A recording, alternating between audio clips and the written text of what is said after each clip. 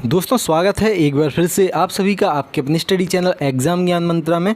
तो दोस्तों आज की इस वीडियो में हम लोग पढ़ने वाले हैं उत्तर प्रदेश में भूमि सर्वेक्षण को, जरीबों के प्रकार को और उन सभी की क्या विशेषताएं होती हैं, उन सभी विशेषताओं को। साथ ही साथ पढ़ेंगे हम लोग उत्तर प्रदेश में भूमि नापने के जो मुख्य पैमाने होते हैं तो उन सभी पैमानों को, जैसे कि आपका एकड़ हो गया, आपका हेक्टेयर हो गया, बीघा वगैरह। तो ये तीसरी क्लास है हमारी ग्राम समाज विकास और ग्रामीण जानकारी के लिए। इससे पहले हम लोग 2 क्लासेस में डिस्कस कर चुके हैं राजस्व परिषद को, उसके संगठन को, राजस्व लेखपाल और चकबंदी लेखपाल के क्या कार्य होते हैं, उन सभी कार्यों को। साथ ही साथ लेखपाल का पटवारी से नाम बदल के लेखपाल कब किया गया था उसको भी देख चुके हैं। लेखपाल का उल्लेख संविधान में कहाँ किया गया है, तो इन सभी पॉइंट्स को डिस्कस कर चुके हैं। आज हम लोग इन सभी पॉइंट्स को पढ़ेंगे, ठीक है। चलिए तो वीडियो शुरू करते हैं। और आगे बढ़ने से पहले मैं बता दूं कि जो लोग भी इस चैनल पर नए हैं तो नीचे सब्सक्राइब बटन पर क्लिक करके जल्दी से चैनल को सब्सक्राइब कर लें। और डिस्क्रिप्शन में व्हाट्सअप ग्रुप की लिंक दी गई है, तो अगर आप इस पूरी वीडियो की PDF चाहते हैं तो व्हाट्सअप ग्रुप को ज्वाइन कर लें। सभी हमारी महत्वपूर्ण PDF आपको वहाँ प्रोवाइड कराई जाती हैं, ठीक है। वीडियो शुरू करते हैं आज की। तो चलिए हम लोग पढ़ेंगे उत्तर प्रदेश में भूमि सर्वेक्षण को, ठीक है। तो लेखपाल और चकबंदी लेखपाल को भूमि मापन सर्वेक्षण का ज्ञान होना आवश्यक होता है। इसके लिए उनको भूमापन में प्रयोग आने वाले प्रमुख यंत्रों तथा मापन की इकाइयों का ज्ञान होना आवश्यक होता है। लेखपाल द्वारा भूमि सर्वेक्षण में प्रयोग किए जाने वाले प्रमुख यंत्र निम्नलिखित हैं। तो लेखपाल द्वारा कौन से यंत्र प्रयोग किए जाते हैं, तो पहला यंत्र है हमारा जरीब, ठीक है, जिसके बारे में हम लोग आगे पढ़ेंगे। दूसरा होता है आपका पैमाना और तीसरा होता है आपका गुनिया, ठीक है। चलिए तो जरीब सर्वेक्षण के बारे में देखते हैं। जरीब सर्वेक्षण व इसकी विशेषताएं। तो दोस्तों जरीब की भूभाग के सर्वेक्षण के लिए प्रयोग किया जाने वाली सबसे प्रमुख यंत्र है। मुख्य रूप से यह 2 प्रकार की होती है। जरीब कितने प्रकार की होती है, आपके एग्जाम्स में ये पॉइंट आ सकता है कि जरीब कितने प्रकार की होती है। तो जरीब होती है 2 प्रकार की, ठीक है। पहली होती है हमारी शाहजहानी जरीब। कौन सी? शाहजहानी जरीब होती है पहली। तो इसके बारे में देखते हैं। तो 165 फीट लंबी शाहजहानी जरीब में 9.9 इंच लंबी 200 कड़ियाँ होती हैं। ये यहाँ 3 पॉइंट इम्पोर्टेंट हो गए। एक तो इसकी लंबाई जो कि होती है 165 फीट की, साथ ही साथ एक कड़ी कितनी लंबी होती है, तो 9.9 इंच लंबी इसमें 200 कड़ियाँ होती हैं, ठीक है। और इसके द्वारा किया जाने वाला भूमापन सर्वेक्षण क्या कहलाता है, तो थाक बास्ट सर्वेक्षण कहलाता है। जो शाहजहानी जरीब से इस भूमापन सर्वेक्षण होता है तो उसको क्या कहा जाता है, उसको कहा जाता है थाक बास्ट सर्वेक्षण। आगे देखते हैं। तो अब पढ़ते हैं गंटरी जरीब के बारे में। तो 132 फीट लंबी गंटरी जरीब में 7.92 इंच लंबी कुल 200 कड़ियाँ होती हैं, ठीक है। जो शाहजहानी जरीब थी उसमें 9.9 इंच लंबी कड़ियाँ थीं, जो कि टोटल थी 165 फीट लंबी, जबकि गंटरी जरीब है अपनी 132 फीट लंबी और इसमें 7.92 इंच लंबी 200 कड़ियाँ होती हैं। और इसके द्वारा किया जाने वाला सर्वेक्षण क्या कहलाता है, तो कैडस्ट्रल सर्वेक्षण कहलाता है, ठीक है। इन सभी पॉइंट्स को आप अपने पास नोट कर लें। सबसे पहले ये वाला पॉइंट, थाकबास्ट सर्वेक्षण 9.9 इंच लंबी, गंटरी जरीब में 132 फीट लंबी, 7.92 इंच लंबी और कैडस्ट्रल सर्वेक्षण। आपसे ये भी पूछ सकते हैं वो कि जरीब में कितनी कड़ियाँ होती हैं, तो 200 कड़ियाँ होती हैं आपकी जरीब में, चाहे आपकी शाहजहानी जरीब हो या फिर गंटरी जरीब हो, ओके। चलिए आगे देखते हैं। तो अब पढ़ेंगे छल्ला क्या होता है। तो जरीब की कड़ियों को एक दूसरे से जोड़ने के अतिरिक्त जरीब की लंबाई को घटाने बढ़ाने में प्रयोग किए जाने वाले यंत्र को क्या कहा जाता है, तो छल्ला कहा जाता है। जरीब में कड़ियाँ होती हैं जो उनको आपस में जोड़ने और जरीब की लंबाई घटाने और बढ़ाने के लिए, ठीक है। अब पढ़ते हैं गट्ठा क्या होता है। तो जरीब में इसके कुल नाप के 10वें अंश के बराबर की नाप का एक गट्ठा भी लगा होता है, जो छोटी लंबाई नापने में काम आता है। तो जरीब के कितने अंश के बराबर, तो 10वें अंश के बराबर, ठीक है। और गट्ठा काय का बना होता है दोस्तों? तो गट्ठा बना होता है बांस का। अब देखते हैं उत्तर प्रदेश में भूमि नापने का पैमाना। तो दोस्तों उत्तर प्रदेश में भूमि नापने के पैमाने होते हैं सबसे पहले एकड़। तो एक एकड़ में कितने वर्ग गज होता है? तो आपका एक एकड़ में होता है 4840 यानी कि 4840 वर्ग गज। और एक एकड़ में कितना बीघा होता है?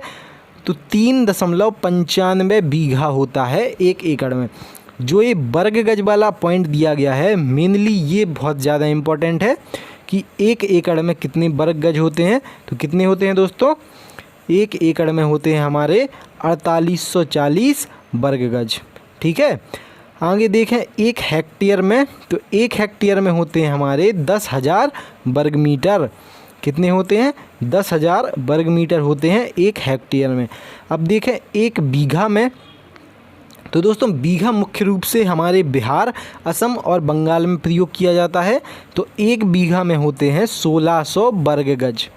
कितने होते हैं? 1600 वर्ग गज होते हैं एक बीघा में। अब देखें एक पक्का बीघा। तो एक पक्का बीघा में होते हैं दोस्तों 3025 वर्ग गज। ये जो सभी पॉइंट हैं ये पेपर में पहले रिपीट हो चुके हैं, जैसे कि वर्ग गज एक हेक्टेयर में कितना होता है, एक बीघा में कितना होता है, एक पक्का बीघा में कितना होता है। ठीक है, चलिए तो एक बीघा में कितना होता है वर्ग गज? तो 968 वर्ग गज होते हैं एक बीघा में।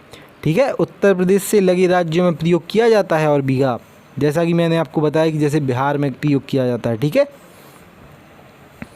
अब देखते हैं एक पक्का बिस्वा, इसमें कितने वर्ग गज होते हैं। तो एक पक्का बिस्वा होता है जो, उसमें होते हैं दोस्तों 151.25 वर्ग गज। कितने होते हैं? 151.25 वर्ग गज होते हैं एक पक्का बिस्वा में। ओके, अब देखते हैं एक बिस्वांसी होता है जो, उसमें कितने बीघा होते हैं। तो 1/2 बीघा होते हैं एक बिस्वांसी में। अब बात करें एक एयर की। तो दोस्तों एक एयर में होते हैं हमारे 100 वर्ग मीटर। कितने होते हैं दोस्तों? तो 100 वर्ग मीटर होते हैं हमारे एक एयर में। अब दोस्तों बात करें एक सेंटी एयर की। तो दोस्तों एक सेंटी एयर में होते हैं 1 वर्ग मीटर। अगला है हमारा एक डेसिमल या एक डिसमिल। ठीक है, गांव के एरियाज़ में दोस्तों इसे डिसमिल कहते हैं लोग। क्या कहते हैं? डिसमिल। तो एक डिसमिल में 48.4 वर्ग गज होते हैं। कितने होते हैं? 48.4 वर्ग गज।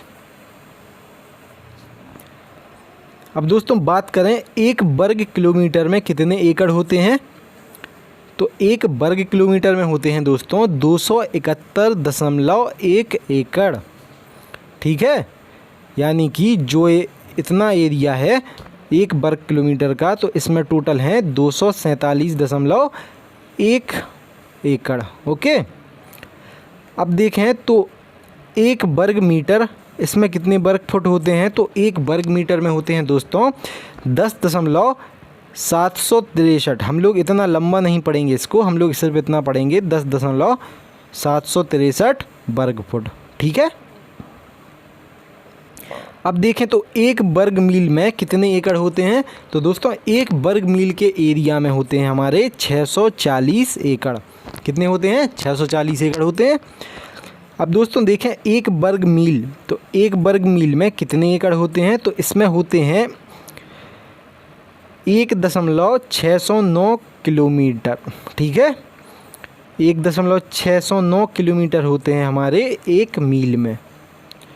चलिए अब दोस्तों बात करेंगे भूमि राजस्व और लगान की। तो भूमि राजस्व और लगान के बारे में देखते हैं। तो किसान द्वारा जो भूमि कृषि में उपयोग की जाती है, इसके बदले में सरकार द्वारा एक निर्धारित कर वसूला जाता है, जिसे क्या कहते हैं? जिसे लगान कहते हैं। लगान मूवी देखी है सबने? चलिए, अंग्रेज़ उसमें कर वसूलते हैं किसानों से। सेम अभी अंग्रेज़ नहीं है, अभी हमारी गवर्नमेंट है।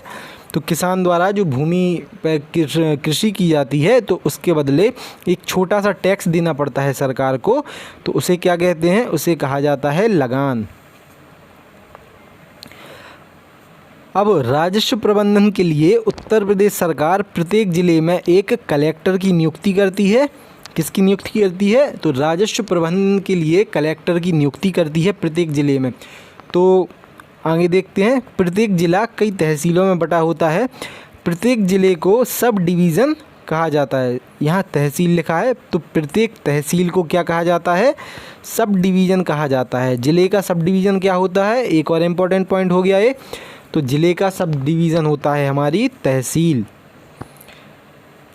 आगे देखें तो प्रत्येक सब डिवीज़न एक सहायक कलेक्टर प्रथम श्रेणी के चार्ज में होता है और ऐसे व्यक्ति को परगना अधिकारी सहायक कलेक्टर कहा जाता है।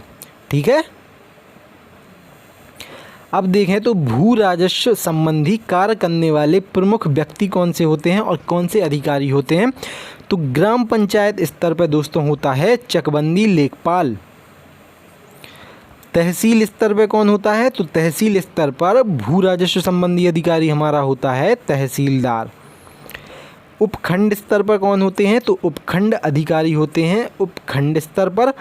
जिला स्तर पर होते हैं हमारे जिलाधीश और संभाग स्तर पर होते हैं दोस्तों संभागीय आयुक्त। ठीक है। संभाग स्तर पर कौन से होते हैं? तो संभागीय आयुक्त होते हैं संभाग स्तर पर। अब दोस्तों दो इम्पॉर्टेंट पॉइंट को पढ़ते हैं हम लोग। तो ये मोस्ट इम्पॉर्टेंट पॉइंट है, पिछली लेखपाल परीक्षा में कई बार रिपीट हो चुका है ये। तो भू राजस्व वसूली करने वाले व्यक्ति को क्या कहा जाता है दोस्तों? तो अमीन कहा जाता है। ठीक है। दूसरा इम्पॉर्टेंट पॉइंट है दोस्तों, कृषक की भूमि के स्वामित्व में परिवर्तन होने की प्रक्रिया क्या कहलाती है? तो कृषक के स्वामित्व में परिवर्तन होने की क्रिया कहलाती है नामांतरण। ये सभी दोस्तों बहुत ज़्यादा इम्पोर्टेंट पॉइंट हैं, यही पूछे जाएंगे और ग्राम समाज में। ठीक है। आपकी ये जीके से बिल्कुल हटके इसमें पूछे जाते हैं। जीके में तो वो पूछ लेंगे कि आपकी अभी कौन सी पिक्चर रिलीज हुई, तो इसके डायरेक्टर कौन है, इसमें ये अवार्ड फंक्शन हुआ तो इसमें ये अवार्ड किसको मिला। लेकिन अपना जो ग्राम समाज विकास है इसमें यही क्वेश्चन पूछे जाते हैं। ठीक है। चलिए तो दोस्तों ये आज की पूरी क्लास थी, हमारी पूरी वीडियो यही थी। कल की वीडियो में दोस्तों हम लोग डिस्कस करेंगे उत्तर प्रदेश राजस्व और चकबंदी लेखपाल का प्रमोशन होता है जो, तो उस पूरी प्रक्रिया को कल डिस्कस करेंगे। साथ ही साथ दोस्तों मैं बता दूं कि अभी हम लोगों की जो प्रीवियस ईयर प्रैक्टिस सेट वाली सीरीज़ चल रही है, तो उसमें अभी हम लोग पढ़ रहे हैं किरण पब्लिकेशन की इस प्रीवियस ईयर प्रैक्टिस सेट की किताब से, जिसमें हम लोगों ने कम से कम 10 या 12 प्रैक्टिस सेट कवर कर चुके हैं। ये जैसे ही पूरी सीरीज़ कंप्लीट हो जाएगी तो हम लोग स्टार्ट करेंगे विद्या पब्लिकेशन की उत्तर प्रदेश राजस्व और चकबंदी लेखपाल की ये जो प्रैक्टिस सेट हैं, इन सभी प्रैक्टिस सेट को अगर आपने उन वीडियोस को अभी तक नहीं देखा है जो प्रीवियस ईयर वाली थी, तो आप प्लेलिस्ट में जाके उन सभी वीडियोस को देख सकते हैं। और नीचे कमेंट बॉक्स में आप ज़रूर बताएं ये वीडियो आपको कैसी लगी। अच्छी लगी तो एक लाइक ज़रूर कर दें और अपने सभी फ्रेंड्स के साथ भी इसको शेयर कर दें, जिससे उन सभी को इसका लाभ हो सके। मिलते हैं दोस्तों अगली वीडियो में। जय हिंद, जय भारत।